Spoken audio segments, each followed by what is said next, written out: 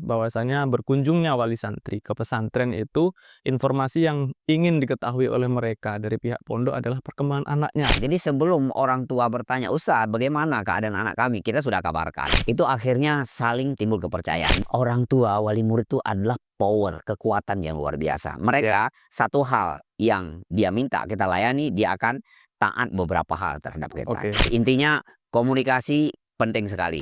Assalamualaikum warahmatullahi wabarakatuh, sahabat pengasuh dimanapun berada. Kita hari ini berjumpa di studio DEA, Kafa Institute, berada di Boyolali. Dan alhamdulillah hari ini kita sudah bersama Ustadz Ibrahim Andres. Kita akan berbincang sejenak di sela-sela kesibukan beliau hari ini, yang insya Allah ini ada kaitannya dengan kelas kita webinar Deep Talk, Sukses Komunikasi Wali Santri dan Pesantren. Baik, langsung saja kita kepada Ustadz Ibrahim. Bagaimana kabarnya Ustadz? Alhamdulillah baik. Alhamdulillah. Ini cuaca bagaimana untuk Boyolali? Boyolali malam ya ada gerimis sedikit, tapi di siang hari cukup cerah bagi para petani padi, jemur padi masih baik. Ya. Baik. Artinya kita pada hari-hari ini sehat Ustadz ya? Alhamdulillah. Alhamdulillah. Baik. Untuk materi kita pada siang hari ini, kita sudah sering melihat beliau berkeliling Indonesia untuk materi kepengasuhan pesantren. Dari banyak berkeliling itu Ustadz, kan pastilah ada satu kesimpulan. Problem terbesar di pesantren itu apa Ustadz? Baik. Kalau ditanya problem masih banyak ya, tapi berawal kerjasama antara pesantren dengan wali murid yang tidak baik. Itu berimbas kepada anak-anak. Ada hal yang menarik. Ya. Ada satu pimpinan pesantren, pesantrennya saya tidak perlu sebutkan nama pesantren, itu menengah ke atas, artinya anak-anak orang kaya sekolah di situ. Pimpinannya bilang begini, "Ustadz, bikinkan kepada kami, untuk kami, panduan bagi wali murid dan cara meruqyahnya." Cara meruqyahnya. Jadi waktu dia bilang cara meruqyahnya, maaf ini saya sebutkan ya. Jadi wali murid itu setan. Ini menurut saya sebenarnya itu kekuatan, itu power. Ini ketika dia sudah menjadi musuh, maka berbuat baik saya sudah lelah, apalagi berbuat salah.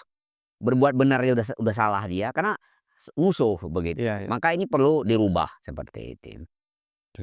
Itu antara pihak pondok dengan pihak wali santri. Pihak pondoknya merasa wali santri ini sebagai Ya, musuh dan dianggap rewel dan lain sebagainya gitu. jadi tidak heran ya kalau misalnya dalam menangani santri juga kebingungan, masalahnya berarti di sini kurang. Utamanya itu di situ. Iya. Sebab begini, ada dua hal ya. Ada hal yang tidak nampak. Itu keberkahan itu menjadikan anak menjadi mudah diatur. Nah, berkah itu dari ridho kedua orang tua atau orang tua itu mencintai gurunya anak-anak. Nah, tidak boleh orang tua menganggap kami udah bayar. Itu awal. Nanti keberkahannya itu tidak ada. Maka berefek dari tidak berkah, anak sulit diatur dan lain sebagainya. Seperti itu. Kira-kira pengalaman yang sudah pernah terjadi ya, yang sebelum-sebelumnya saat Ustadz mengelola sebuah pesantren, bagaimana pelayanan itu dijalankan, atau apa yang dulu mungkin pernah ada pengalaman yang bisa dikisahkan tentang posisi Ustadz menjadi seorang pengasuh tapi juga melayani wali santri. Karena di banyak training kita melihat bahwasanya dia ini berbeda gitu. Apa Ustadz yang sudah pernah? Baik, pertama ketika orang menitipkan anak kepada kita, ada hitam putih ya. Tapi hitam putih itu ada administrasi. Ya. Tapi yang lebih ininya saya meminta kepada orang tua, izinkan kami mengasuh, mendidik, membimbing anak seperti anak sendiri. Jadi artinya itu sudah dapat penyerahan dulu. Penyerahan. Nah, berawal dari penyerahan itu nanti semua program di pesantren itu menjadi baik di mata wali murid. Di mata wali murid menjadi baik. Nah, ketika dia sudah memandang kami baik, kami memandang dia baik, maka pertemuan itu dirindukan. Pertemuan itu dirindukan. Apa pertemuan dirindukan? Wali murid ingin ketemu dengan pengasuh, ingin menanyakan tentang anaknya. Kemudian kita juga pihak pesantren bertanya kepada orang tua apa kelebihan anaknya yang perlu dilejitkan. Nah, akhirnya itu menjadi pintu awal suksesnya tarbiyah anak-anak karena berawal dari baiknya komunikasi antara pihak sekolah dengan wali murid. Ya, waktu itu kan Ustadz menjadi seorang pimpinan baik pesantren tersebut. Waktu misalnya ada kunjungan wali santri, itu yang menemui wali santri ini siapa dulu? Oke, saya di level manapun pernah menjadi kesantrian, pernah menjadi pimpinan pesantren, saya mencoba diri saya, belajar dari wali murid. Apa itu belajar dari murid? Wali murid artinya ketika kita ingin mengasuh anak-anak, ya sebenarnya yang paling tahu tentang anak itu orang tuanya. Maka orang tua itu saya sangat menginginkan ketemu dengan orang tua. Begitu juga orang tua akhirnya ingin ketemu dengan kita. Maka bagi saya bertemu dengan wali murid itu penting dan itu saya lakukan. Bahkan yang terjadi kadang kalau hari-hari istimewa orang datang bareng itu orang ngantri, Ya, ya. orang ngantri. Dan alhamdulillah biiznillah saya bisa hafal suara santri, saya bisa hafal jalan santri dan itu saya sampaikan kepada wali murid. Ada satu hal yang menarik, ada satu anak, saya tidak perlu sebut namanya, kelas 1 SMP putri, dia kalau jalan agak jinjit. Ketika jalan agak jinjit, itu di 40 hari pertama, masih 1 bulan awal, kemudian saya komunikasikan dengan ayahnya, "Pak, anak Bapak memang jalannya seperti ini." "Oh, enggak Ustadz," kata dia. "Oke, nggak apa-apa, nanti pas jam kunjungan, Bapak duduk di satu tempat, nanti saya panggil dia untuk bertemu." Kemudian, saya panggil dia, datang anak itu, kemudian ayahnya itu bilang gini, "Ustadz, benar yang Ustadz sampaikan, dia sudah 13 tahun jadi anak kami tidak tahu kalau anak kami jinjit." Sampai dia mengeluarkan apa ya, tampilan terharu begitu. Ini bukan berlebihan, maksudnya kadang orang tidak perhatian itu. Kita lakukan itu. Jadi kembali lagi ketika orang tua datang, itu menanyakan, "Ustadz gimana perkembangan anak kami?" Kami punya data.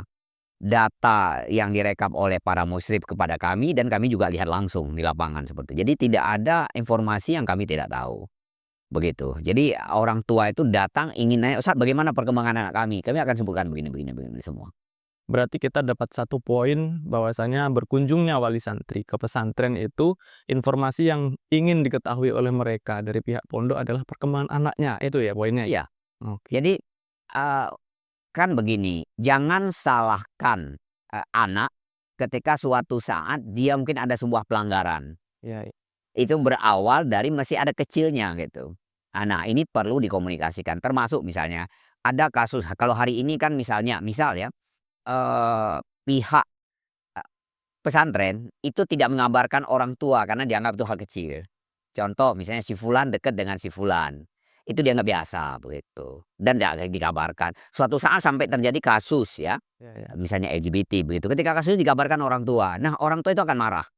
Kenapa dia marah? Kenapa kami nggak diberitahu dari awal? Kalau dari awal kami diberitahu, mungkin kami akan bawa dia ke psikolog, kami akan Iya. obati dia. Maka jangan remehkan perkembangan anak, baik positif maupun negatif. Orang tua perlu tahu. Begitu juga sebaliknya, orang tua tidak perlu menyembunyikan kelebihan, kalau itu mungkin tidak disembunyikan, termasuk kekurangan anak. Misalnya anak ini agak lambat dalam berjalan, pihak pesantren harus tahu.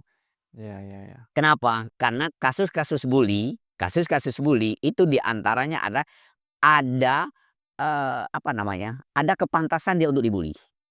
Kasus-kasus dibully berawal ada kepantasan untuk dibully. Misalnya gini, dia kalau, berjalan lambat, itu kan dia akan dimarahin oleh temannya, "Gara-gara kamu kita dihukum bareng."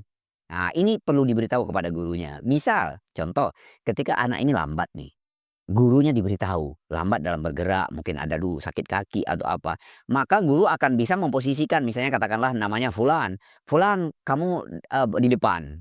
Sehingga dia tidak tertinggal dan dia tidak jadi bully. Atau ada suara pelan, "Ustaz anak saya memang kalau suara pelan." Guru perlu tahu, supaya nanti guru tidak marah ketika dia suruh membaca pelan. Seperti itu. Intinya komunikasi penting sekali, Oke, begitu. poinnya adalah bagaimana sekecil apapun itu harus diketahui oleh pihak guru di pesantren ataupun Iya, di dan di istilah orang tua. kami itu ada, eee, kalau wali murid ya, tidak ada pertanyaan wali murid kecuali kami anggap penting. Oke, semuanya tapi dari pihak sekolah mengeluarkan pernyataan lebih baik dan daripada tepat daripada menjawab pertanyaan. Jadi sebelum orang tua bertanya, "Ustaz, bagaimana keadaan anak kami?" Kita sudah kabarkan. Itu akhirnya saling timbul kepercayaan dan sebenarnya ini pihak pesantren ya.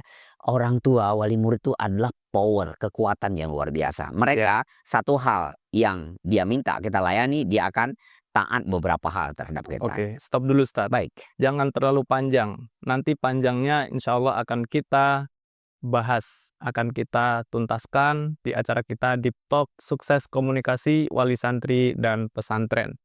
Anda pada wali santri jangan sampai Anda dianggap sesuatu yang harus diruqyah.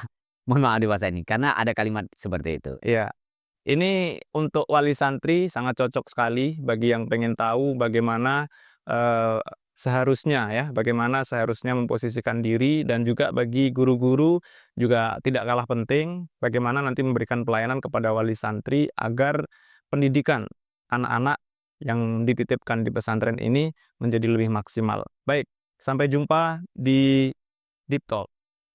Webinar kita hari Sabtu jam 8 pagi sampai jam 10. Sampai jumpa. Barakallahu fikum. Assalamualaikum warahmatullahi wabarakatuh.